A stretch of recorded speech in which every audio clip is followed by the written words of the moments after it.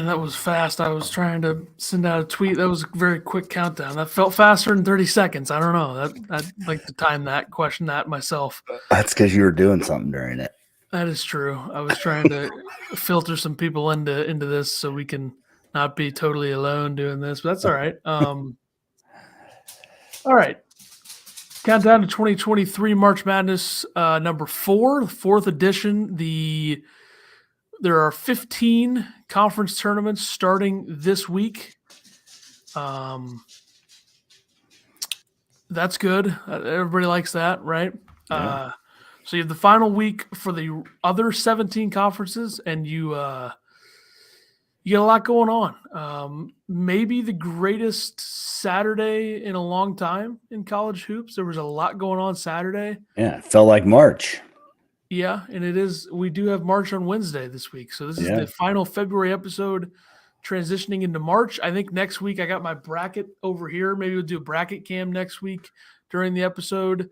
And maybe during one of the week nights of the conference tournament week, we usually try to do a live stream watching some games during conference tournament week. Whether we've done it during the day before, we've done it at night, we'll see. Try to get that going next week and have thousands of people joining us. And I'd like to do that and get a guest on, which we have done before during games. So maybe we can figure that out. Anyway,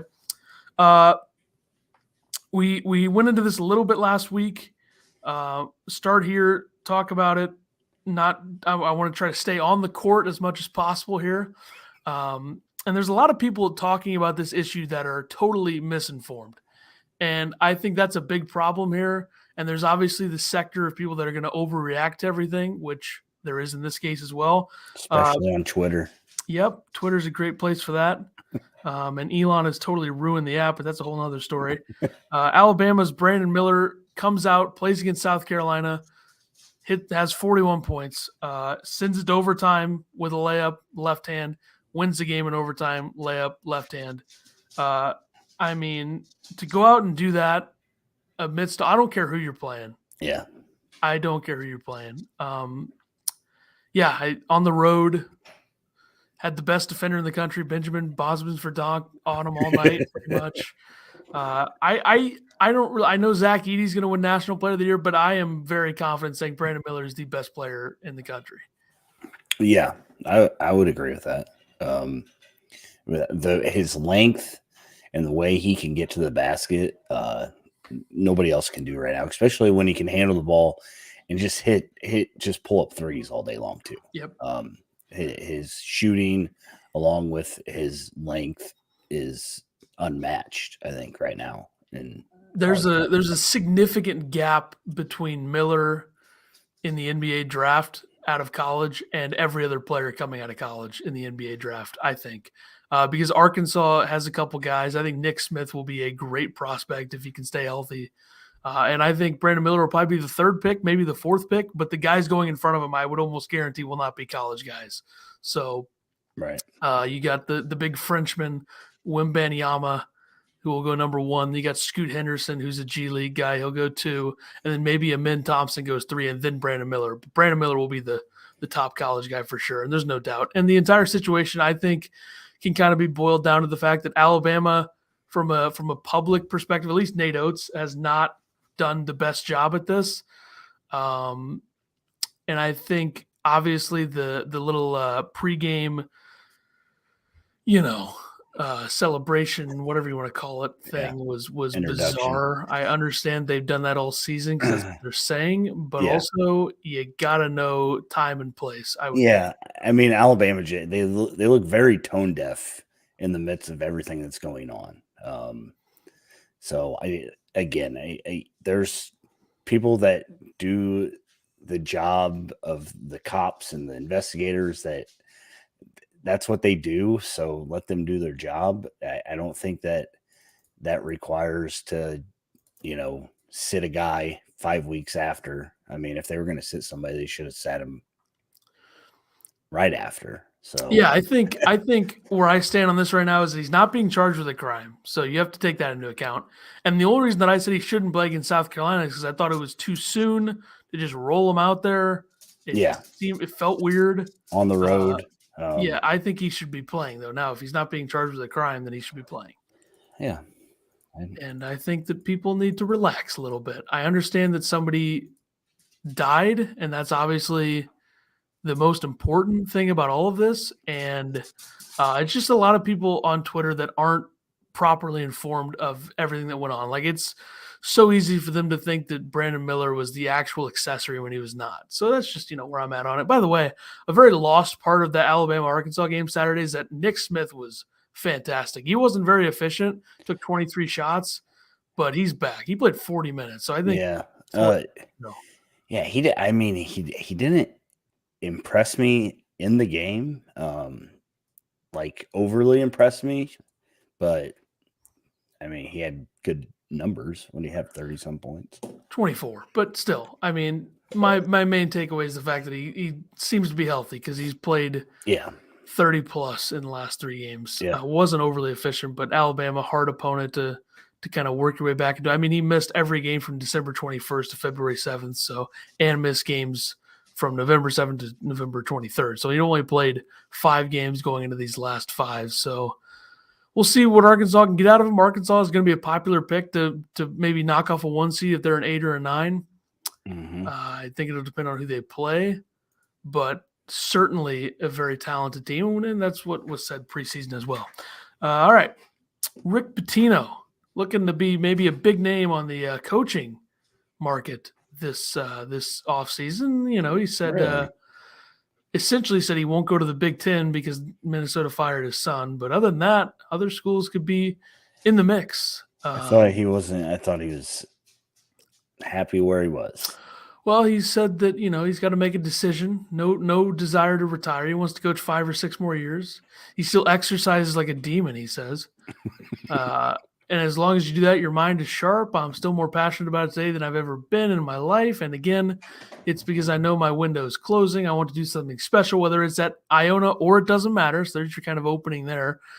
We'll see. I think Georgetown and St. John's are two schools that come to the top of mind. This is a Matt Norlander article here. There's going to be a couple big jobs open in terms of. Do you think there's a job that is opening that he wants? Because he could have left last year. And I mean, he made it very clear that Iona is where I want to be. Well, I think East Coast, maybe. Like if St. John's opens, I don't think there's any doubt that he would take that. Yeah. Because St. John's is not a complete disaster like Georgetown, which is probably going to be the other one that's open. But anyway, I think you would take either of those, honestly. Yeah.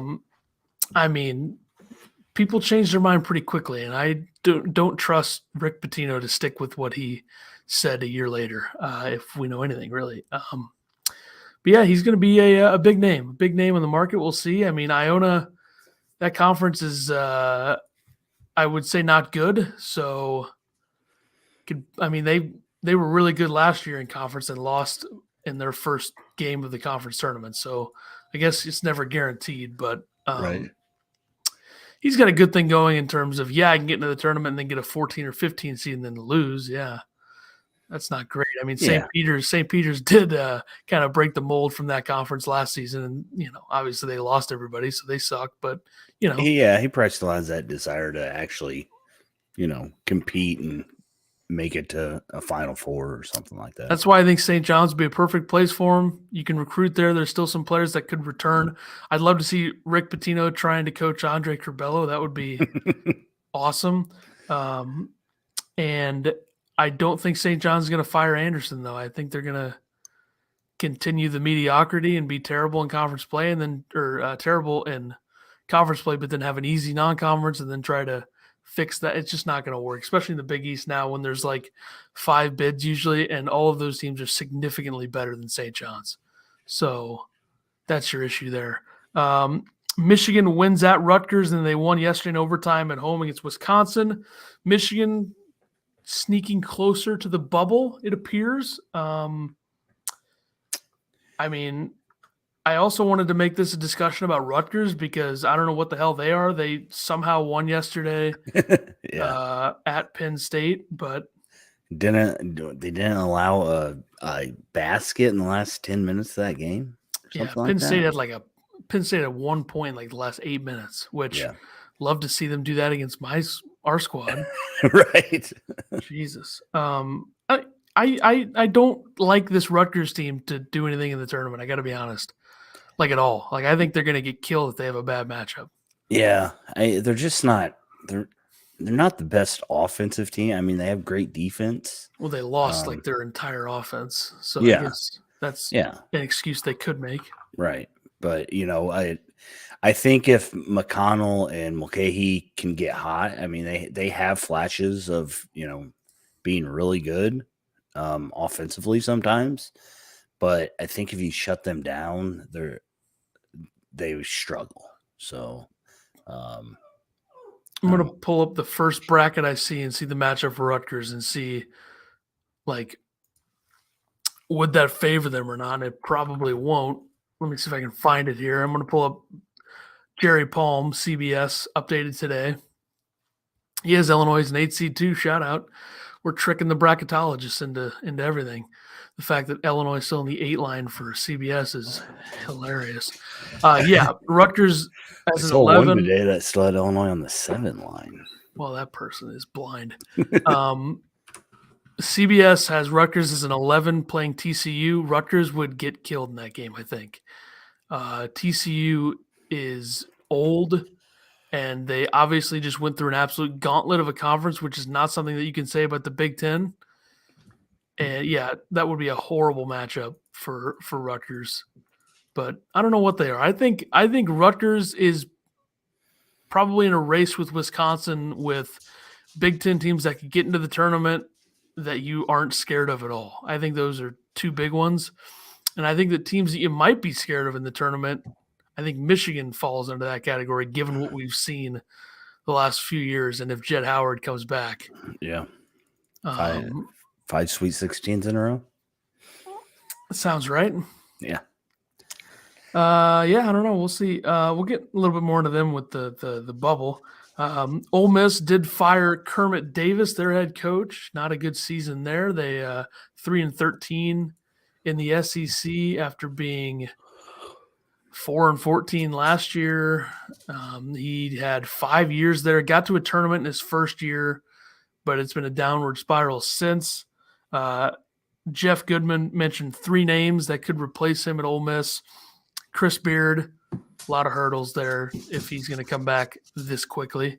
Dusty May from FAU, who has some sort of tie to Ole Miss, I think. I don't remember.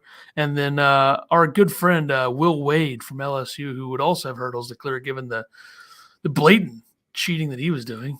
He could coach, obviously. You look at LSU this year. I know it's a very different team, but LSU, pretty bad. Yeah. A Minnesota-level performance in conference. Obviously not as bad as Minnesota, but 2-14 in the SEC. And remember LSU at one point, folks, they were looking sharp. They were 12-1. They are like Ohio State, essentially. So, and I like how what I love about Ole Miss is that their 2 wins in the SEC were over Arkansas, who's good, and Vanderbilt, who's not that bad, but still not good for LSU. But anyway, that's we'll see. It's hard to lose them all, Certainly. I think Georgetown is an example of that. They're not going to lose every single one. Right. Arizona State shocks the world, really. Shocked them with Desmond Cambridge half-court buzzer beater in Tucson to beat Arizona. Ball don't lie after Omar Ballo's clear foul on the rebound on the play before. And, I mean, maybe if you're Arizona, you miss the free throw there, or you at least try to contest the shooter. I think that you definitely try to miss that. You got to fit what's Ballo 52% free throw shooter. So him trying to miss it is probably about as good as him trying to make it. So I don't know. Maybe he did try to miss it. Who knows? But that with I think there's like 2.1 seconds left. Seems like one of those areas where you need to. Everybody we talked about Wisconsin and Michigan already, but everybody was saying how did Greg Gard not have his team foul in that situation? And he said that he was clearly trying to foul them, and they wouldn't call it. So, and also Dickinson just shoved Davis out of the way. Well, so you're a hater. We know this, dude. He shoved him out of the way. Shoved him Who out of the way. cares? No, I like it. Shouldn't have been standing there. I don't have a problem with Dickinson. Okay. Iowa. Iowa. Okay. Iowa had a miraculous comeback over Michigan State where they just bombed them from 3 and just kept making everything. Yeah. Like Michigan State played about as well as you possibly can until they didn't. It's just dumb. I mean, Iowa is not a good road team. Like they're not gonna. I'm that's another big team. I don't think I'm that scared of in the tournament. Yeah. I mean, usually not going to get hot like that, but I mean, Michigan State kind of did everything they needed to down the stretch. 5 they for made 7 free on the line, right? throws. Yeah. I mean, I don't know what you do. Yeah, that's another one. Do you foul Sanford on that last play? I don't know. That is the problem. That Izzo essentially said that he didn't ever think about that, which is bad. I mean, I mean, there's coaches out there that don't believe in that, and I think Izzo's one of them. I always thought Greg Gard was one of them too. So I'm surprised that he came out and said that he was trying to foul at the end of that game. So Michigan State goes on the road, makes 73% of their threes. They get 31 points from Tyson Walker, 15 points from AJ Hogard, and 21 from Jaden Akins, and they lose the game. That is rough. I mean, they gave up Iowa scored 40 points in the final 10 minutes. That is like impossible. Impossible. Like, it doesn't make any sense. I think if you look at the stat sheet and you're like, Michigan State gets all of that and then they lose the game, that's brutal. They made 31 of 36 free throws, but Iowa, like I said, Iowa scored 40 points in the final 10 minutes. Yeah. So they scored 20 in the final 100 seconds or something. Yeah, they were down 13 with 94 seconds left. Yeah, it's insane. If you're Michigan State and you're like, hey, we scored 59 points or 49 points in the second half at Iowa, that's a win, right? Iowa scored 59 points in the second half. So Iowa with a Gonzaga-like performance in that regard. Yeah. Except against a real opponent. So, yeah, whatever. Kentucky back in the mix, 40-point win over Auburn. Metrics will be huge help when you win by 40 over Auburn, who has good metrics. So there you go. After 10 doesn't matter. I thought after 10 it didn't matter. Or does it go like 10, 20, 30, 40? Well, I mean, like either way, it's going to help. Okay. Especially from like an eye test resume. You're the metrics guy. I don't have any clue. I was just asking a question. Sorry. You've been very defensive today. I don't know about that. I'm not really a metrics guy. North Carolina has a quad. You actually subscribe to somebody to get metrics. So. That's just to make sure everything's all, above board. North Carolina got a Q1 win. I knew that it would happen. I should have just picked that as an upset pick because it probably would have counted. They beat Virginia. Virginia's frauds. Pittsburgh is in sole possession of first place in the ACC entering the final week of the season, which is all you need to know about the ACC this year. Gonzaga beat St. Mary's, part 3 in Vegas, question mark. I'll bring that up later as well. New Mexico loses at home on a buzzer beater against San Diego State. I was watching this. Horrible defense down the stretch. Jamal Mashburn just stood there, looked at the shooter, didn't even put his hands up. After they were losing the entire game, and they took the lead late, go up 70-69 or 71-70, and then so at large is over for New Mexico. They got to win. I saw that clip on Twitter, and I was so confused because they were wearing like baby blue, and I couldn't figure out who was who. They were wearing like teal, and it looked like the Spurs throwbacks that they were. I was like, did they win or lose? And then I did write down from yesterday, Illinois with a quad 1 loss at Ohio State, and Maryland dominated Northwestern, which is what Maryland does at the Xfinity Center. The only game that Maryland hasn't looked good and won pretty easily and at home was UCLA when UCLA killed them there. So Northwestern, I don't think if you're Northwestern, you're too worried about going on the road twice and losing this week. No, I mean, the only thing that it hurts is maybe for the Big Ten tournament if they don't get that double bye. But I think Northwestern has, bigger things to. I mean, getting into the tournament the second time in your whole lifetime is probably more important than getting bye in the Big Ten tournament. they're going to be they're probably going to be like a 5 or a 6 seed. I think CBS had them as a 5. They will be a team that a 12 seed can beat because I think they peaked pretty early. I don't think Boo Buie is going to be this good when the tournament comes around. Yeah. Because he's kind of streaky, can be streaky. Like, he's not going to do what he did to Illinois every game. Right. And Audi is just kind of the same way. So be curious to see who their matchup is. And then as far as Illinois goes, kicking the pants for our guys. What do you want me to say? They are not that good of a basketball team. They're good, not great. Still a consensus 6 seed, apparently. At least in terms of people who I don't know if everybody has new brackets out. Yeah. Before this game. Before the game, yeah. Which still is a little high. So I don't think the dramatics of Illinois fans who think they're going to be a 10 or an 11 is probably not going to be the case. Best case is you're a 7, which is like winning out probably. Mm-hmm. And I would say worst case is an 8 or a 9. You don't want to be an 8 or a 9. You'd rather be a 7 or a 10.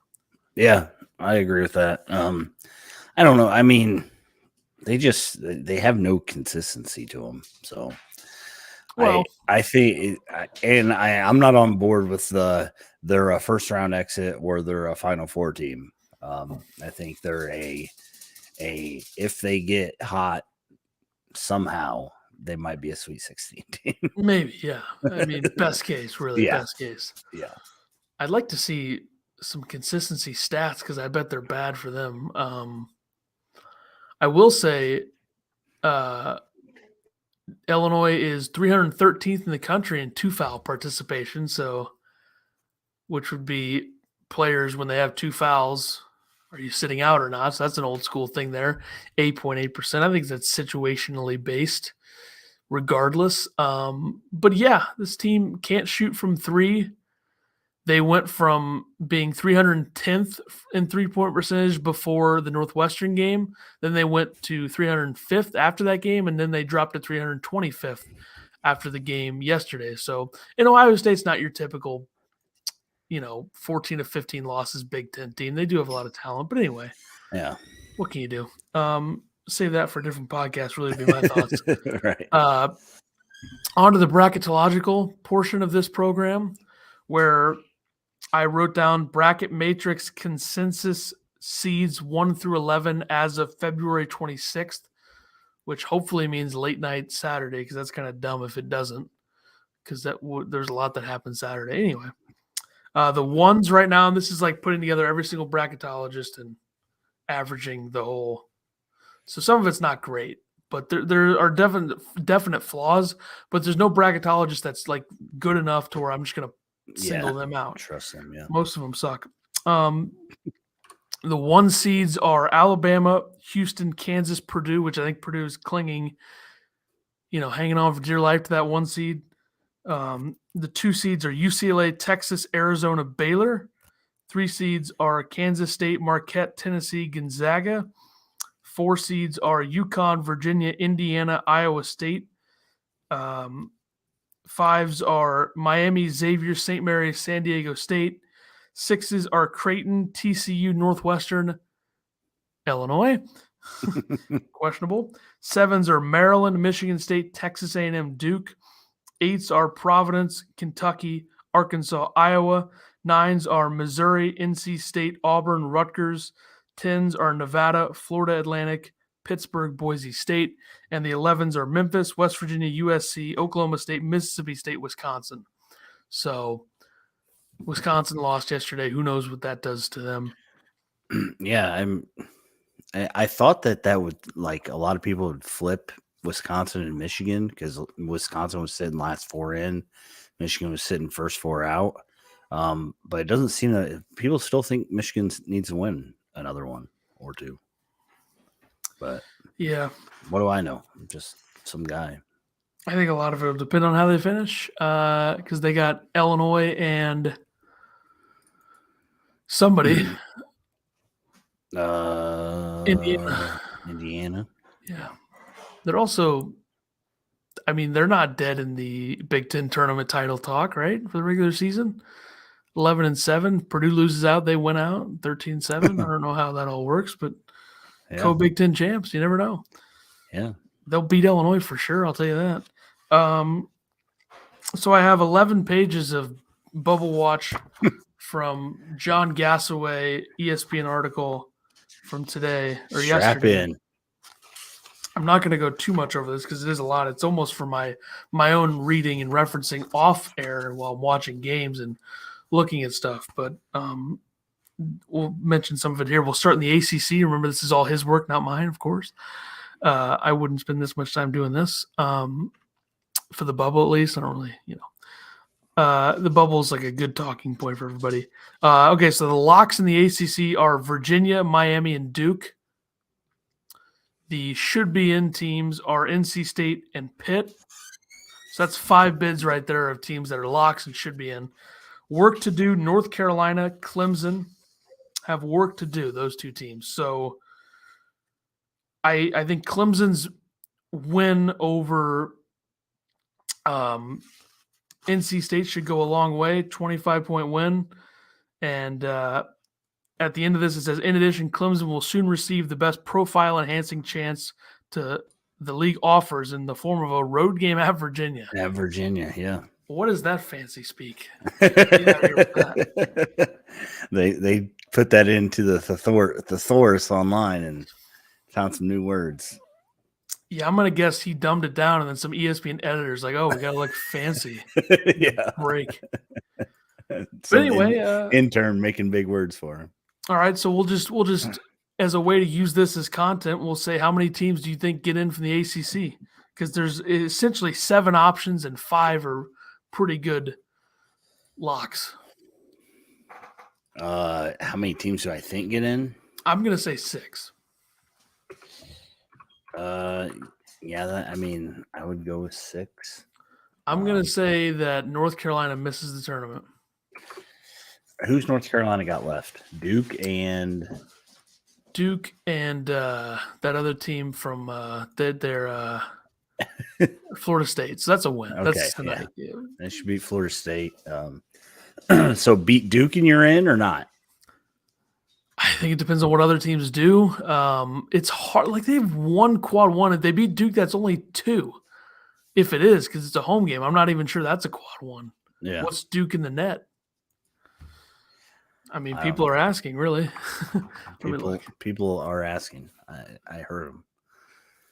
I'm going to say 6. I'm going to say Clemson sneaks in. I mean, NC State is going to has work to do, supposedly. So yeah, but I think they'll be fine. They got to play Duke tomorrow. So I think NC State will be fine. They have a better net than the other 3. They have a better net than anybody in the conference except for Duke, Virginia, and Miami. How about North Carolina loses to Duke, but they make the ACC championship game? I think it would depend on who they would play to get there. I mean, there's always an answer that I'm not going to give you a real answer. I'm just going to kind of, Okay. Huh? If they beat Virginia again, then yeah, they got a good chance. Or if they beat Miami, I mean, yeah. But I'm going to say the ACC gets 6. I'm going to write it down. That seems like too much, but they'll probably get three Elite 8 teams somehow. So, all right, the Big 12. A lot of locks here. The Big 12. Kansas, Texas, Iowa State, Baylor, Kansas State, TCU are locks.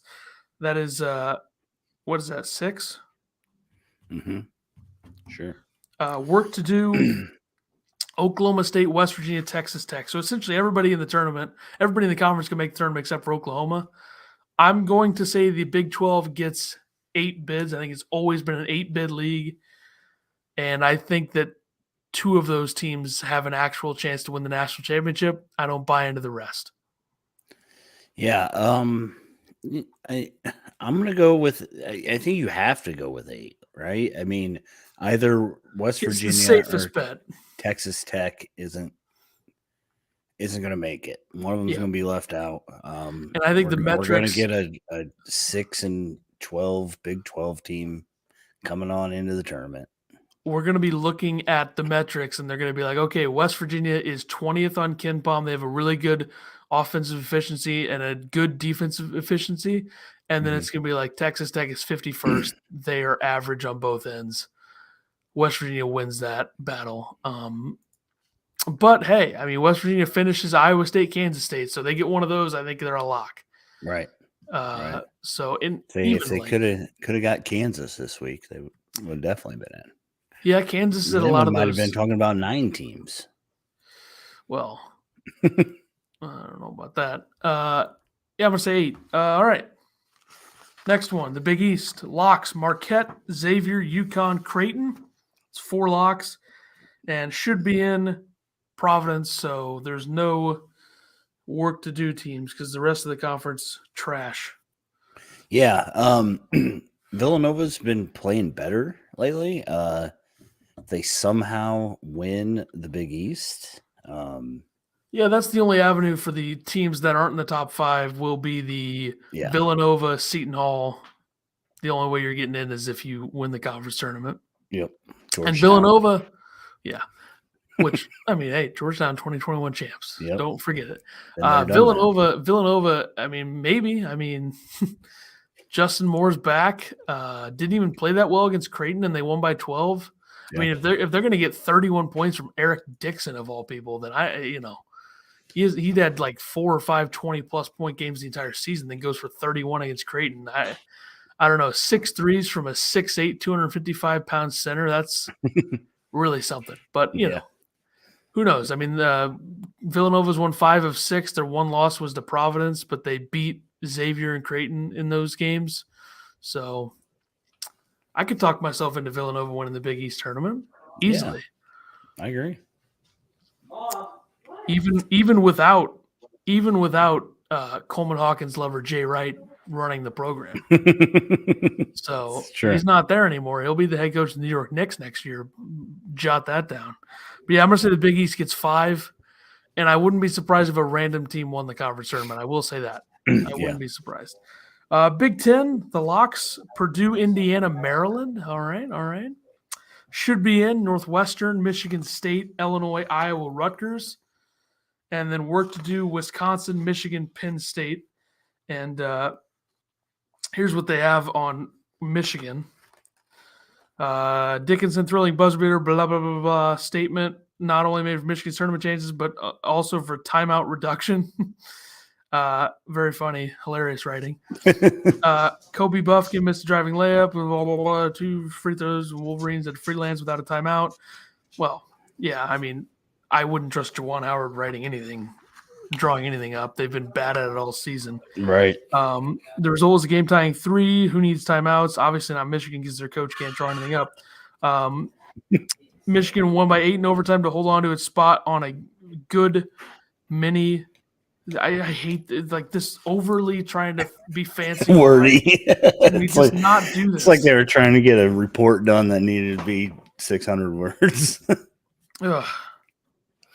The Selection Sunday's 2022 track record of 50-something net rankings carried alongside similar numbers for strength of record is not encouraging, which is what Penn State is. They are a 50-something net team with not great strength of record stats, and Wyoming was sent to the first 4.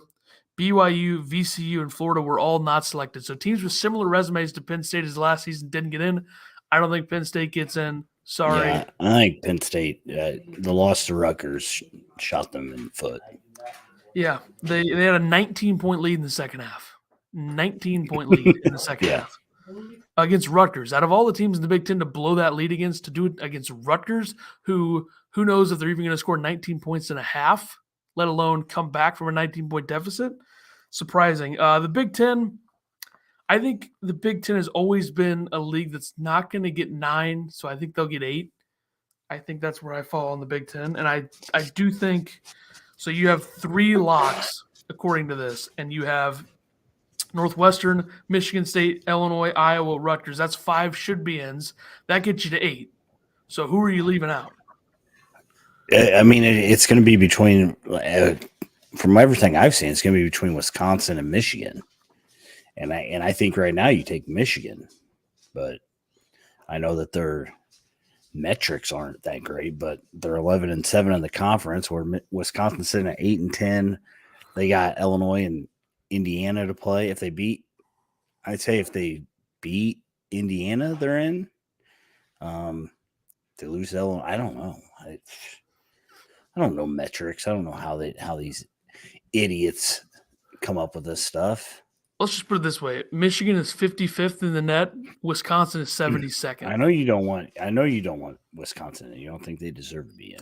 I don't think they're good at all. Like I look at Wisconsin. I think they might the only be way one of the worst teams in the conference. Yeah, I think the only way Wisconsin gets in now is if they beat Purdue. And right? Please tell me that the freshman guards for Purdue don't botch that, because nobody wants to see Wisconsin in the tournament. Would it be 9 bids if Michigan's in? I think so. Purdue, Indiana, Maryland, Northwestern. Yeah, they're going to get 9. God, Michigan, Illinois, Iowa, Rutgers, Michigan State, Wisconsin. They're going to get 9, and they're going to have 2 teams in the second weekend. I think they're going to get 8. So what teams are all going to miss? Minnesota, Nebraska, obviously. Ohio State, Wisconsin, Penn Nebraska, State, Wisconsin. Ohio State, Minnesota. That's 5. So that's 9. Uh-huh. So you think 9 get in? Oh, no. What'd I say? You would have to leave out both Wisconsin and Michigan. For it to be 8? Yeah. Oh, shit. Yeah. So it's going to be 9. I think it's almost guaranteed to be 9. Yeah, it's which got to is be a 9. disaster. Gross. But they're going to have a first 4. Like Michigan will probably be playing on Tuesday or Wednesday, because I don't think that they're going to have 9. Yeah, somebody's going to be playing that first 4. It could be Rutgers if they keep sliding. Well, Rutgers, I guess, maybe saved themselves. Yeah, yesterday. Big Ten guaranteed a first 4 game. Yeah. And also, in a year where everyone says how mid the Big Ten is, as the kids say, which I think we both think that it is too, probably have like 6 teams in the second weekend somehow. No shot. Well, I mean, look at 2021 is a great example of this conference being a train wreck and a joke. 2021, you had Michigan, Illinois, both 1 seeds. Michigan held up their end. They got to the Elite 8 and lost to UCLA. Illinois was a 1 seed. They lost in round 2. Iowa was a 2 seed. They got murdered in round 2 by Oregon.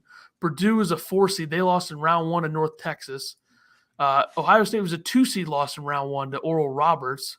Wisconsin was a 9 seed. They lost to Baylor in round 2, the national champions. Rutgers was a 10 seed. They lost in round 2 to Houston. Maryland was a 10 seed. They lost in round 2 to Alabama.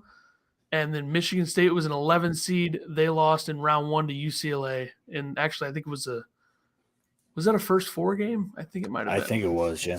Yeah. So the Big Ten's track record of, having really good regular season teams in the last few years has not been good, with the exception of Michigan. And in a year where there's really nobody that you look at the Big Ten, you're like, that team can win it all.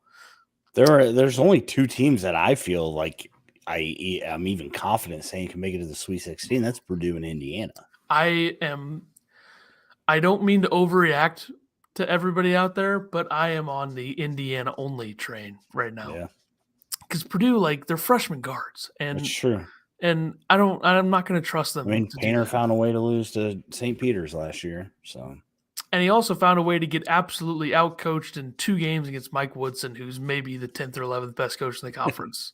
Yeah. So that's kind of bizarre. Especially with TJJ doing basically nothing that second game. It was the Hood Schifino game, certainly. It was, yeah. And he's a freshman, but guess what? If Xavier Johnson comes back and they can seamlessly transition him back into the offense, why the hell not? I mean, that's a team that could definitely do it. Is there a timetable on him? I know they're talking about getting him back before the tournament, but yeah, I don't really know. I'm honestly a little bit skeptical about whether he ever comes back this season. I don't know. But all right, the Pac-12. The Pac-12 is an interesting conference. You have the locks, obviously, Arizona and UCLA. And there was a point in time where you looked at this conference and you're like, this might be a 2-bid league. It might just be Arizona and UCLA. However, USC has work to do. Arizona State has work to do. And believe it or not, the Oregon Ducks are still alive when it comes to tournament hopes.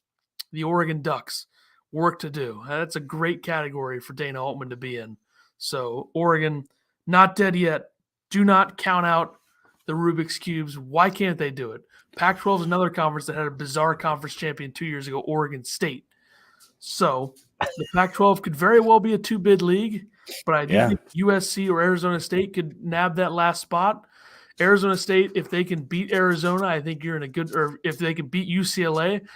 Like Arizona State, Bobby Hurley, my good friend Bobby Hurley, if you're coaching this team, look at what's in front of you. You have at UCLA, at USC to finish the season.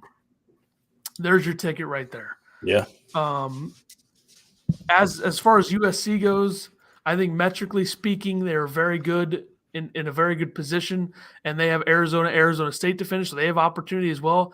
Shout out to the Pac-12 for either doing this on purpose or getting very lucky with their last matchups really mattering. Yeah. And Oregon, like I said, work to do. Don't count out Dana Holtman. They got 2 freebies to finish the year. Get a little motivation, confidence. Yeah. They beat Oregon State by 2, which is great. You beat 10 and 19 Oregon State by 2, but now you got Cal, who might be the worst power conference team in the country, and you got Stanford. Win both of those, 18 and 13. There's NBA talent on this roster. Kel'el Ware is going to be a first-round pick, even though nobody's ever heard of him because he plays at Oregon and he's played 9 minutes in the last 3 games. Don't know what's up there. Maybe he's hurt. I don't know. I haven't been watching Altman this year since, They also got a guy named Keyshawn Barthelemy. I mean, that's an awesome name, Colorado transfer. They're going to revoke your one Oregon shirt from you. Well, it's more of a football thing anyway. I'm going to say the Pac-12 gets 3. It's going to be Arizona, UCLA, and then USC or Arizona State. I'm hoping Bobby Hurley gets in. Yeah. But I would also love to see Bobby Hurley be like, hey, had a good season. St. John's fires Mike Anderson. Let's get Bobby Hurley in here. Bobby Hurley versus Danny Hurley. Every year, terrific content. Maybe those guys will come on the podcast. I've spoken very highly of them, so maybe they would. Anyway. That doesn't happen often. It's true. How many teams do you think get into the Pac-12? 3? Yeah, 3 max, yeah.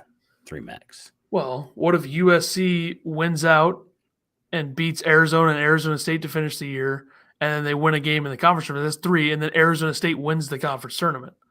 That's 4. Well, yeah. I mean, I thought Oregon was winning the conference tournament. Now I'm confused. If it's Oregon versus Arizona State, then that's 5. I could talk myself into give me 3. Give me 3. Nothing crazy is going to happen. Utah's got good metrics. That's 6 right there. I don't see anything crazy happening in the Pac-12. Colorado's a sneaky good team. Maybe that's 7 bids right there. I hope so. Get them in. Yep. The SEC locks. You'll be surprised to hear the 3rd lock that Mr. Gasaway has here. Alabama, Tennessee, Kentucky, the 3rd lock. What is up with that?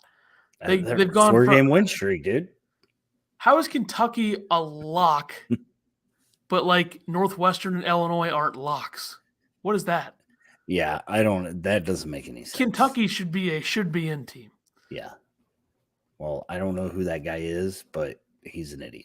He must not know ball. I think it's kind of where I'm at on him. That sounds right. But we're almost 45 minutes, and we haven't even started the conference tournament predictions, so we're going to speed this up. Should be in Texas A&M, Arkansas, Missouri. So that right there is 6. And then Auburn and Mississippi State still have work to do. I think Auburn and Mississippi State both have the metrics that will save them if they need it. I think Auburn's resume is an absolute joke.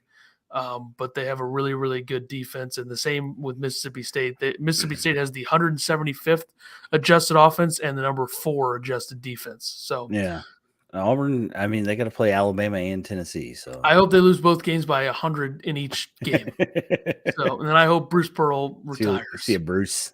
Yeah, douchebag. His lifetime contract comes up. Yep. Let's see. 1, 2, 3, 4, 5, 6. I say this conference gets 7. I'm going to say Mississippi State misses. Yeah, I'll say 7 sounds right. If Auburn gets in. 6 if Auburn doesn't. I hope Auburn doesn't. 8 if LSU wins the tournament. Yep, certainly. The Adam Miller SEC tournament MVP. Right. The American Conference, the lock is Houston. Work to do Memphis. When you're Memphis, the American is the Cougars plus a fair number of winnable games. So they should probably be better than they are, is essentially what he's saying, using more fancy words.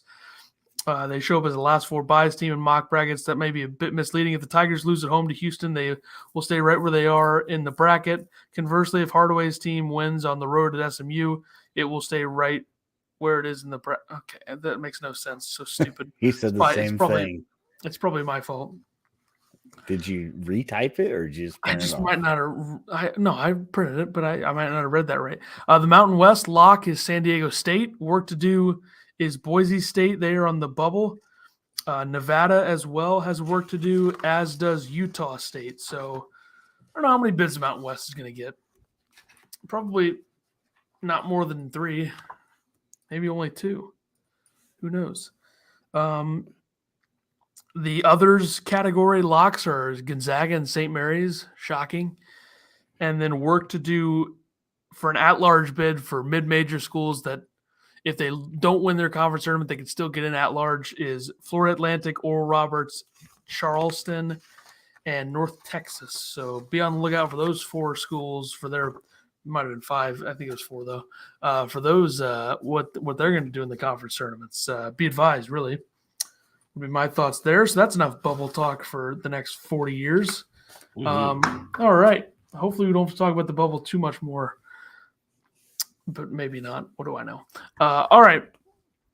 I am keeping a spreadsheet of our conference tournament winners to see the accuracy. Great. So we will see that now. It's so time I should have took to this seriously. Is that what you're telling me? Certainly. Huge prize on the end too, like $2 probably as a prize. Heck yeah. Oh yeah. All right. The conference tournaments. There are 15 starting this week, like I said, to open the show, and we got to pick all 15. And you got to, I don't know how these picks have gone in the past because I haven't kept track, but I know for a fact that I have not done well. No. I usually fall in love with a team that like has good metrics or has like really good the best players in the conference, and then it's March, so something random. See, happens. you look into all these teams, and I just pick one. Dartboard. We'll see how similar we are. I didn't pick a lot of the number ones. I'll say that. Okay. All right, let's start in the America East Conference. I'm going with UMass Lowell, 24-7 on the year. They only lost to Rutgers by 8 earlier in the season, and they split with Vermont this year. They both won a game. I think they got smoked the last time they played, but give me the 2 seed. Yeah, I hate that pick. Thank you. I'm totally, just joking. I am going to take Vermont. I think Vermont's significantly better than anybody in the conference. Didn't have a great non-conference showing. They did lose some players from last season where they were really dominant last season. 13-2 in conference play now. They have the 94th adjusted offensive efficiency, and I just think that they're a lot better than mostly, any other team in this conference. I would maybe be advised with Bryant, a team that came over from the Northeast Conference. They have the legendary Doug Edert. Mm-hmm. Maybe he gets back into the tournament mix. I mean, he hasn't really done anything for them this year. His season high is 23, and other than that, he's done nothing. They did beat Shocker. They beat a school called Thomas by 108 to start the season. He had 19 points, so that's good for him. Not bad. So you're taking UMass Lowell. Let me write that on the spreadsheet here. I don't know about that pick. All right, let's go. What do you mean you don't know about that pick? Let's go to the Atlantic Sun. Jeez. By the way, Google does not believe the Atlantic Sun is a conference. So for some reason, they don't have it on with all their other check on that, yeah. conferences. I'm going with Liberty, 24-7 on the year. They played Alabama and Northwestern earlier this year, so they got some high-end competition, and they beat the Missouri Valley Conference regular season champ Bradley. So give me Liberty or give me death. Sure, I talked about Darius McGee last year as my player. Last week as my player of the week. He was the conference player of the year in the Atlantic Sun. I'm taking Liberty as well. You're going to hear the word metrics a lot, and trust me, I value metrics maybe third out of the things when I look at a team. Mm-hmm. But in cases like this, they can really score. And Kennesaw State's the 1 seed, and they did beat Liberty, but this is revenge. This is Darius McGee trying to get back to the tournament in his 30th season at Liberty. I am going to take Liberty. Landslide would be the term that I would use. All right, the Big Sky. The Big Sky, I took Montana State, who is 21-9 on the year. They're on a 4-game winning streak. They play the regular season conference champ tonight, who has it locked up in Eastern Washington. I think they got smoked by him the first time, but I expect a victory this time out of them, and then to carry that momentum into the tournament. Yeah, they lost Eastern Washington by 3. That was a home game. They're on the road this time. Okay. I am also taking Montana State. Really? So, wow, we are really lockstep in here. Montana State made the tournament last season. They were 14 seed, lost to Texas Tech. They have the number 1 defense in conference play in the Big Sky and the number 3 offense. Like I said, they won it last season. Raekwon Battle is one of the top 3 or 4 players in the conference. Transfer is second year at Montana State from Washington. But I'm going to take defense over offense because Eastern Washington is very much a very good offensive team in this conference, and Montana State is very much a good defensive team in the conference. So give me Montana State back-to-back, Big South. Go ahead with the Big South. Oh, Big South. Sorry. They're essentially the same conference name. I am going with UNC Asheville. They won the regular season. They were pretty dominant in it, 24-7 on the year. And you know how I love winning streaks. So 6-game winning streak coming into the tournament. UNC Asheville, best team in the Big South. Yeah, it's kind of hard to look at the team that had as good of a record in conference play as they did, not be like, okay, they're going to make it. But I'm going to take Longwood to go back-to-back. Griff Aldrich, heck of a job done there. Last season they got to the tournament, and they lost in the first round to Tennessee by 32. But they were much more dominant last season. They were 15-1 in conference play last season. A little bit more adversity this year, 12-6. But you look at them and you're like, okay, why not? I mean, they force a lot of turnovers. Yeah, they force a lot of turnovers. They're 32nd in the country in turnover percentage forced defensively, and they won it last season. So there you go. Maybe I'm valuing that too much. I definitely am, but whatever. All right, the Colonial Athletic Conference. I'm going to go with Hofstra. I know Charleston's been kind of a big name all year, but I will take Hofstra. And once again, you know how I love my winning streaks. They're on an 11-game winning streak, 23-8 on the season. Make it happen. Yeah, I mean, they had some ugly losses in non-conference play. I'm taking Hofstra as well. They lost to Middle Tennessee, George Mason, UMass, and South Florida, and North Carolina A&T, which is a really bad one. That was a conference play, though. Speedy Claxton just got an extension. He's done a really good job. They got 44 wins in 2 seasons there under him. And this is a Hofstra team that I think, they've caught up to Charleston. They're both 16-2 now, and Charleston's got 28 wins on the year, and Hofstra has 23. But I do like Hofstra a lot.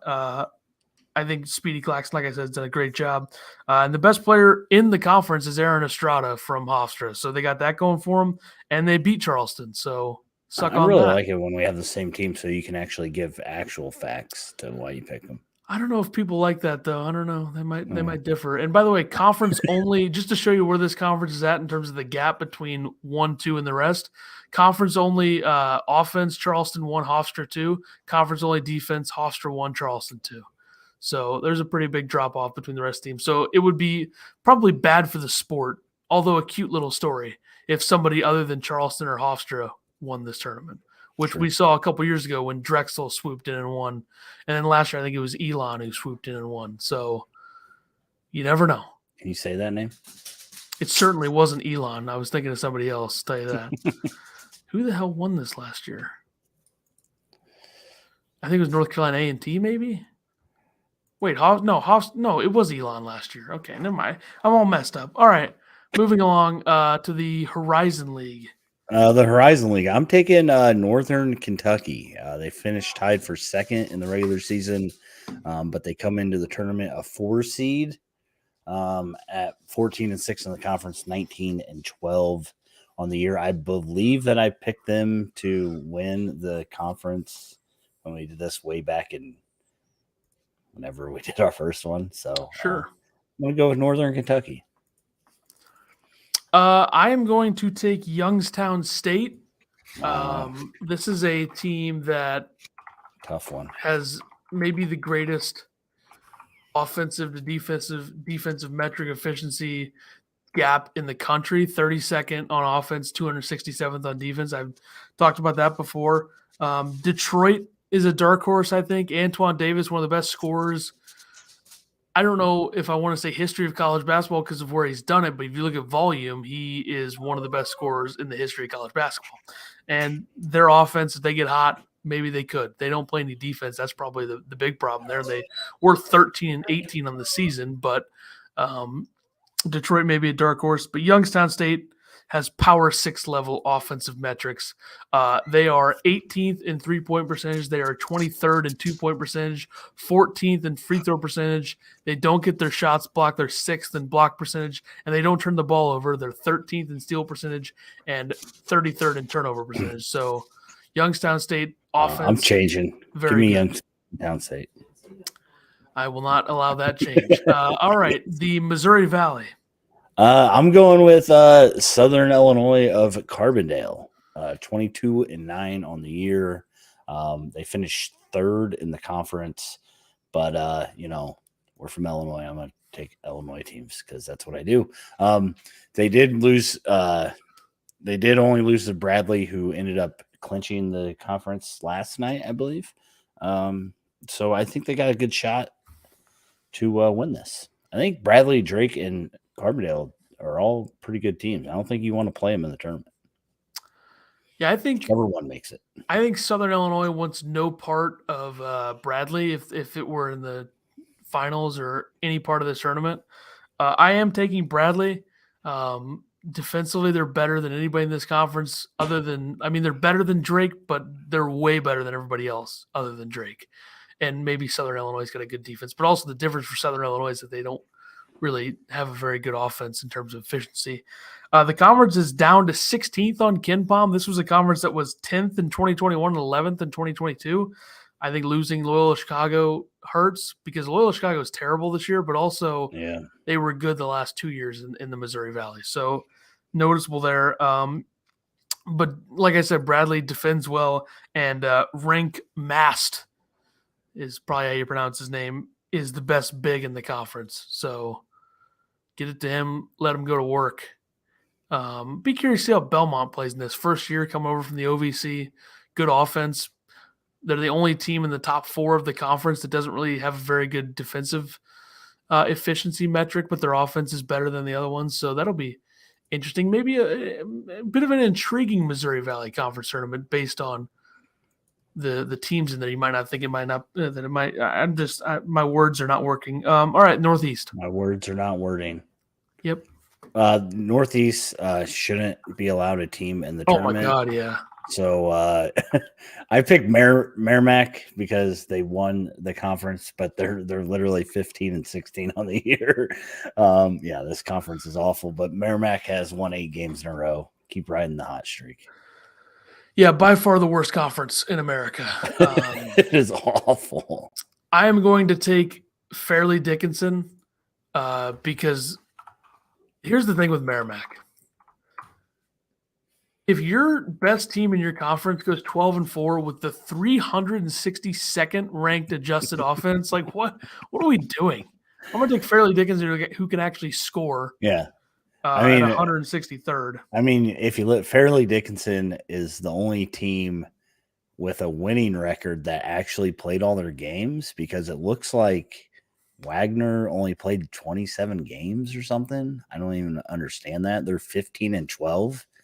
And everybody else played 31 games. So Merrimack, who won the conference, has the worst offense in the conference behind LIU, who went 3-25. So just a laughably bad conference. They lost Bryant and Mount St. Mary's. That has hurt them.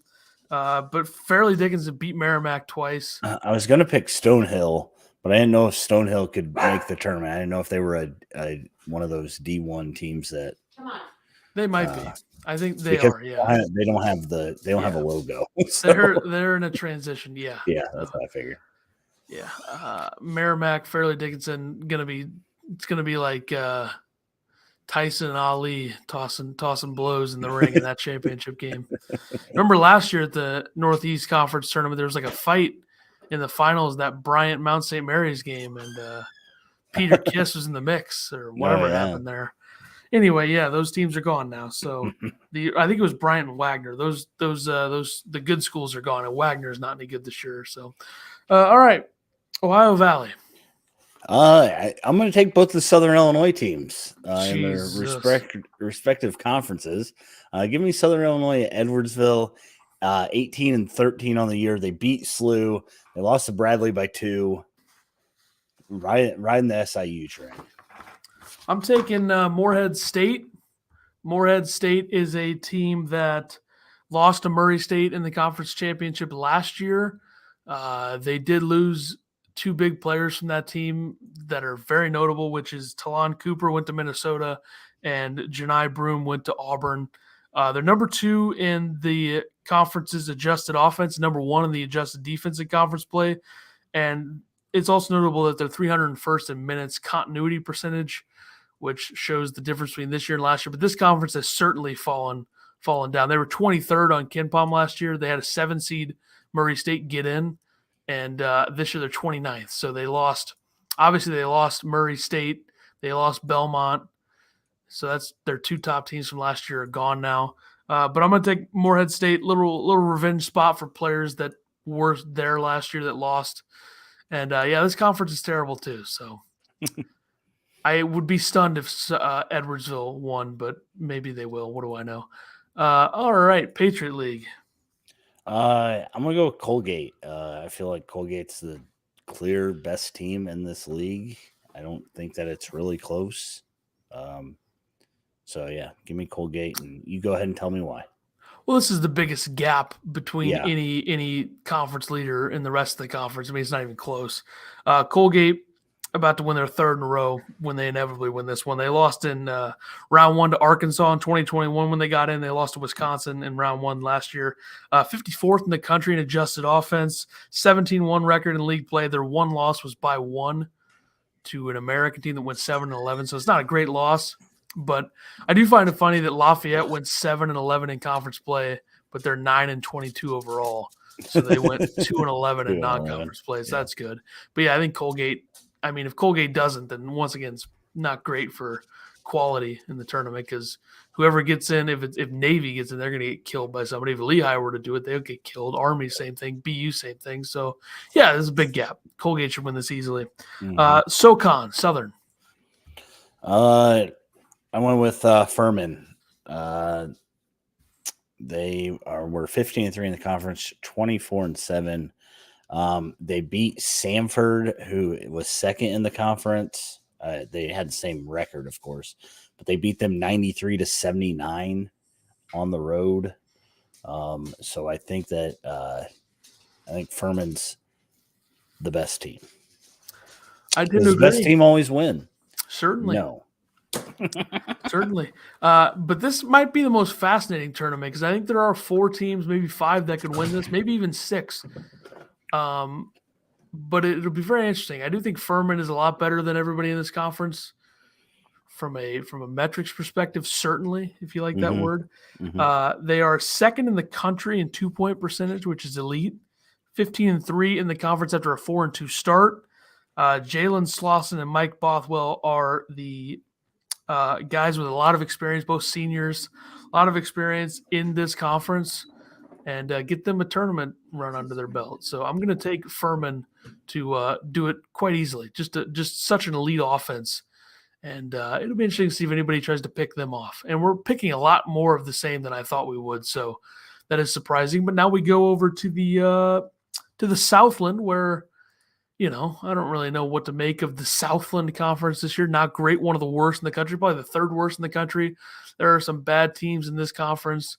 There is a team like Houston Christian who has the worst defense in America, who gave up Houston Christian lost 82-31 to Texas, so probably not a team to pick there. And there are a couple teams in this conference I think could win. So Southland.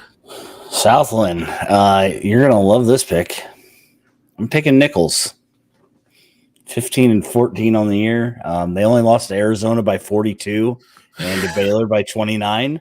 And they lost to the regular season champs by 4 and 10, respectively. So, and also they took Illinois to overtime 5 years ago. That's so right. Give me Nichols. So, this is me saying that you don't always pick the top 2 teams right here. Well, I'll take a team that actually had success in non-conference play in some regards. I will take Northwestern State, who beat TCU in non-conference play by 1 on the road. 90. They also beat 92nd ranked according to KenPom Southern Miss. So that's not an easy team for a team in this conference to beat, because this is the 30th ranked conference according to KenPom. Pretty good. 12-5 in the conference after a 2-3 start.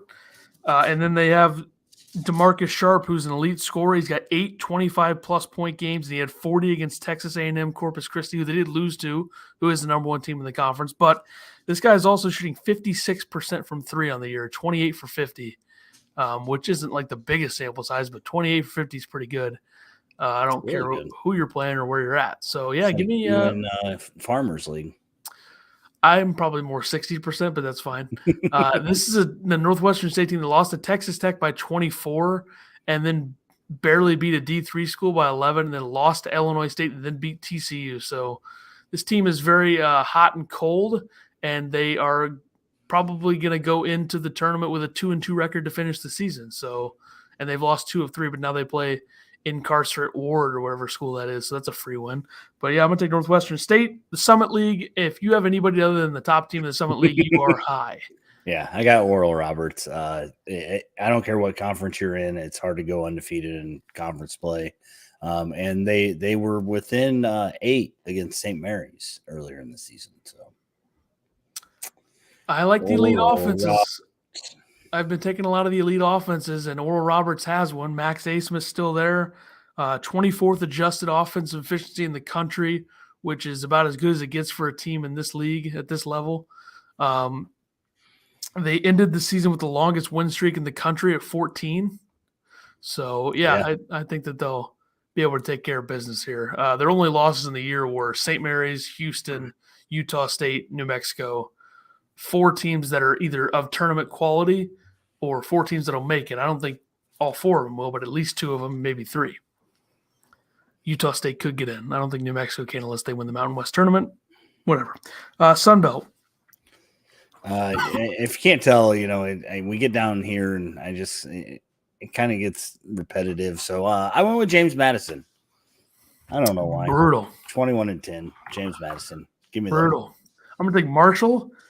Elite defense in conference play, very good, better than everybody in the conference.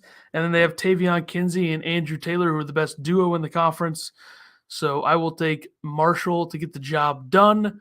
And now we go to the final one of the week. We'll have all of the other ones next week. We have the West Coast Conference Tournament, which really just comes down to 2 teams, especially since they're catapulted, if that's a word, into the semifinals right away. So who are you taking in the West Coast Conference? I'm taking Santa Clara. Okay. They're riding a 7-game win streak. They were close with Gonzaga and St. Mary's in their first matchups. In their second ones, they got smoked by both of them. But you got to beat both of them to get in. I think they're going to try their dangdest to get in. Give me Santa Clara. I'm not a sissy that just takes Gonzaga. Thank you. I am taking Gonzaga. This team is back. I think we deserve Gonzaga St. Mary's Part 3. The first 2 were good, even though the first one was closer, but then St. Mary's pulled away late. The second one, it just felt like Gonzaga was going to lead the entire time, and St. Mary's couldn't claw back into it. But we should get Part 3 here. Gonzaga has the number 1 adjusted offensive efficiency in the country. If they can beat St. Mary's with Anton Watson as their leading scorer, then I am all the way back in on this team. They're having a lot more scoring emerge with Bolton and Watson outside of Timmy. So I will take Gonzaga. And let me see if I can count how many similar picks we have out of 15. Let's see. Let's go 1, 2, 3, 4, 5, 6. We have 6 out of 15 similar. So based on some of your picks, I should dominate. All right. And the thing is, like, we're only picking one team, so there's a good chance neither of us are right. I don't know about that.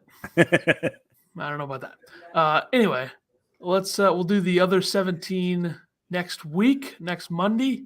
Hopefully that doesn't take as long as this episode is going to take. Jesus. All right, team of the week. Are you surprised? That's how it gets when we get closer. I'm trying to be dedicated to the craft here. Yeah, that's fine.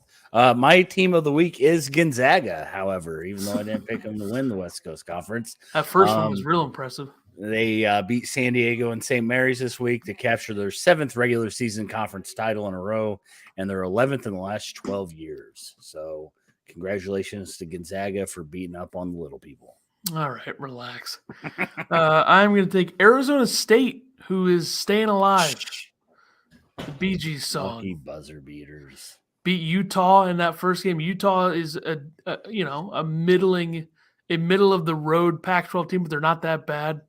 59th on Kid Bump, so it's a fine win. And then they beat Arizona, and now they have a big opportunity in front of them with UCLA and USC. So we'll see what they're made of. I don't know about this team. They're close. Like they have they have the talent to be in the tournament. It's just some missteps here and there. They lost 4 in a row in late January. I don't know. We will see. Maybe they'll get in. It'd be good. Yeah. Player of the week.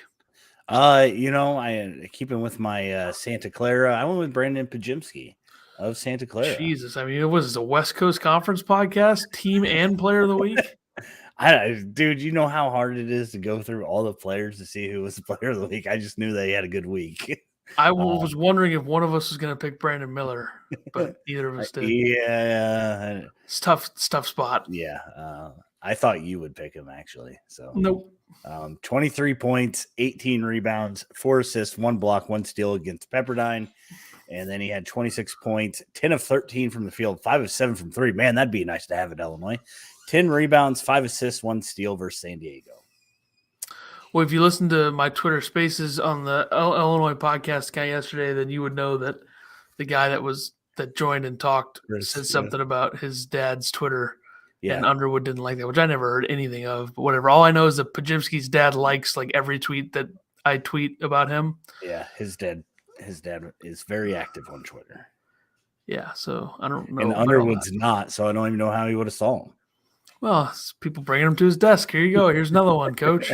He liked this tweet that said, "Brad's an idiot. Play Brandon Pajimski more." So, yeah. All right. My player of the week is a guy that I talked about. I'm thinking this guy maybe listened to the podcast last week and was like, if this white dude who clearly has no athletic ability whatsoever, which is wrong because I can hold my own on the hoops against people that are not athletic and I heard that your adjusted offense and adjusted defense though is like the biggest gap ever. I think 2 years ago you could have said that. I think defensively I've stepped it up a little bit this year. All right. That's just what I've heard on the street. Just trying to fit into my role and just trying to play my role. But anyway, I'm going to take Oscar Tshiebwe, who I said last week. Wow. And I don't know what's going on there with him, but he responded. Yeah. You've been hating on him all year. Right in my face by Tshiebwe. Yeah. Had 22 points, 17 rebounds, a block, 2 steals, 8 of 10 from the field against Auburn. And 25 points, 4 rebounds, 3 assists, 1 block, 1 steal, 12 of 13 from the field against Florida. So he stuck it right in my face. Congrats to him. All right. You doing a Cardinals podcast after this? What's with the No, shirt? I just was what I was wearing today. So okay. Just wondering. Relax. All right. Games of the week. Games of the week. Tonight, you got North Carolina, Florida State. Psych didn't write that one down, but it is happening tonight. Baylor at Oklahoma State and West Virginia at Iowa State. Those are both the 8 p.m. games on ESPN and ESPN2. Of course, the Big 12 having 2 games at the same time. Not great. The Big 12 is very, very bad at this. They have the most games at the same time, I think, of any conference in the country that anybody pays attention to for the most part. But yeah, couple good games there. Baylor, big opportunity for Oklahoma State, big opportunity for West Virginia. Which I think Iowa State only a 1.5 point favorite in that game, which I was kind of surprised. Road life in the Big 12, Yeah. Keontae George is out, by the way, so that's probably a big factor. Yeah, that's true. I forgot he hurt his ankle. So I guess he's questionable, but he's not playing. Day to day, I hear. Day to day. Yeah, he ain't playing. Got to get him healthy for the tournament. That's another big NBA talent in college hoops, and there's not that many of them in terms of the high level ones this season. So you need those guys to, stay healthy. Which one of the better ones is Taylor Hendricks, who I mentioned last week, who plays at UCF and nobody even knows who he is. So there you go. Tuesday, you got Iowa at Indiana, NC State at Duke, big spot for NC State there. Villanova at Seton Hall, Arkansas at Tennessee, Texas Tech at Kansas, San Diego State at Boise State, a battle between probably the only two teams out of the Mountain West to get in, or two of the three. And then Michigan State at Nebraska, only because Nebraska is starting to become a hard place to play for people. They beat the crap out of Minnesota. How about that? Huge win for Hoiberg. Lifetime extension incoming. They beat Maryland. Was that place sold out that day? Did I see something? I saw it on the Twitters. They were sold out. Lifetime extension. Tominaga's bringing in the heat. That he is. Gary's walking tonight too. When is that game? Tuesday, Wednesday, Friday? Yeah. Whatever. He's walking for senior night. I heard as a junior. The hell. I think it was more because his parents are in town. He's on that weird visa or whatever where he doesn't even get NIL money. Something. I don't know. He's getting screwed there. How come foreigners don't get NIL money? That's probably why Perrin left. It's a whole conversation, we don't even know.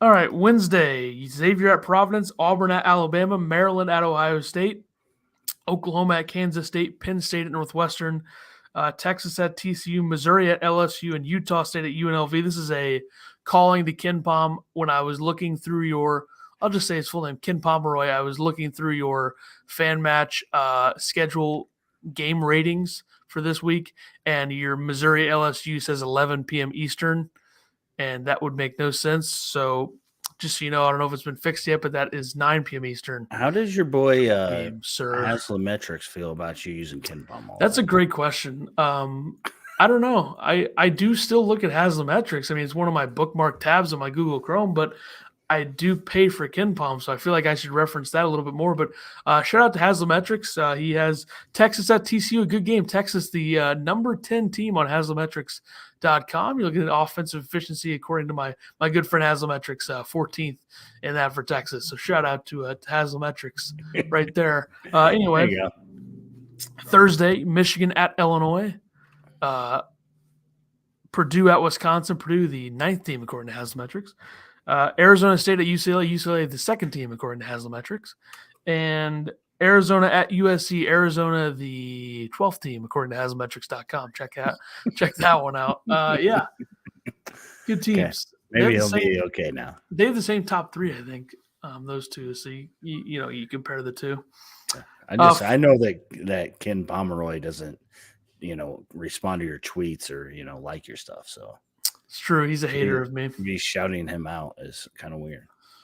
Well, it's the one that everyone uses. I know. I'm just all the dumb people who should be using Haslametrics.com. He's Friday, not going to give you money, bro. He's a guy that could maybe come on the show. We've talked about it before. Maybe have him on the podcast. Maybe during one of those live streams we'll do when we're watching games. Maybe he'll come on. There you go. We'll see. Friday, huge games here, big implications. Dayton at St. Louis and New Mexico at Colorado State. So not great Friday, but that's kind of the standard. Saturday, Alabama at Texas A&M, Iowa State at Baylor, Ohio State at Michigan State, Seton Hall at Providence, UAB at Charlotte, Kansas State at West Virginia, Kentucky at Arkansas, St. John's at Marquette, Tennessee at Auburn, TCU at Oklahoma, Kansas at Texas. That's a hell of a game there. Utah at Colorado, Pitt at Miami, another interesting game there in the ACC. A couple teams that could win the conference. Oklahoma State at Texas Tech, UConn at Villanova, Mississippi State at Vanderbilt, Boise State at Utah State, and then a great Pac-12 doubleheader, even though they're an hour apart in start time, which is like, why can't it just be 2 hours? Like, what the hell are you doing? Arizona at UCLA at 9 o'clock Central, Arizona State at USC at 10 o'clock Central. Boom. It's worse than the Big Ten. Yep, certainly. Well, you'll see the Big Ten. Well, actually, the Big Ten, never mind. You'll see the Big Ten here. Sunday, Houston at Memphis, a staple for 11 a.m. CBS.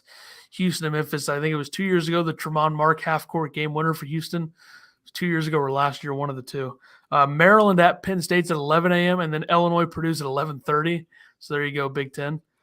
Illinois, Purdue is probably on Big Ten Network, I guess, or maybe CBS. I don't understand. Well, it can't be on CBS. I think it's on something else. I don't think it's on Maryland. Penn State's got to be the Big Ten Network game. I could be wrong. Maybe it's on FS. Maybe it's on Fox. Maybe it is. Michigan at Fox. All right, Michigan at Indiana, 3:30 p.m. CBS, and then Northwestern at Rutgers to cap it off. And now we have the 3 upset picks of the week. Yeah, we're killing these. I was 1-2 last week. Illinois over Northwestern. I had Baylor over K-State and St. John's over UConn. It was a really cheap upset pick. Really cheap. 4-5 overall. You know what your overall is right now? I am 2-7. Yes, dominant. 0-3 last week, but I'm back this week. All right. Yeah, I am probably going 0-3. So I got Clemson at Virginia to lock Clemson into the tournament. Virginia's struggling. They suck. And then I have Texas A&M over Alabama. That's brutal.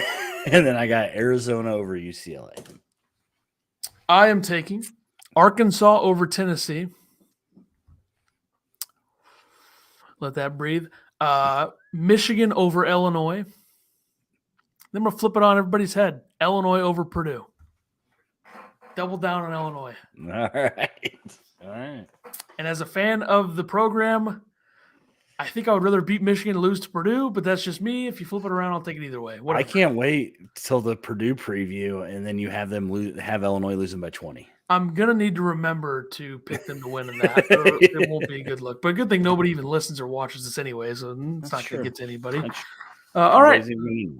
That'll do it for us. We'll be back next week with number 5. We'll have most of the real conference tournaments starting to discuss if you want to take it in that direction. Maybe a bracket cam next week and all that stuff. So we'll be back next week and we'll do some other stuff as well throughout the month of March. So stay tuned for that. Big teaser there. And okay, goodbye.